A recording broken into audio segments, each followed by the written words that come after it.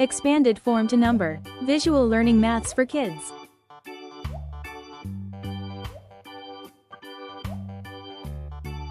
Now we will make a number from its parts. Let us see an example. 100 plus 20 plus 5. 100 plus 20 equals 120. 120 plus 5 equals 125. Therefore 100 plus 20 plus 5 equals 125. Let us see another example. 200 plus 50 plus 6 equals 200 plus 50 equals 250.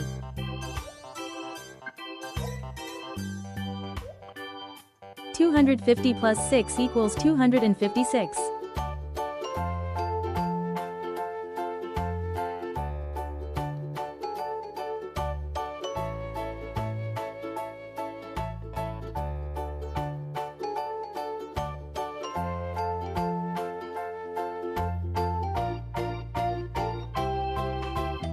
Therefore 200 plus 50 plus 6 equals 256.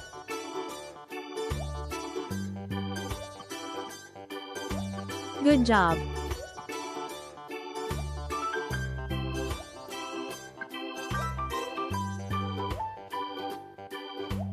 Share with families and educators who may benefit.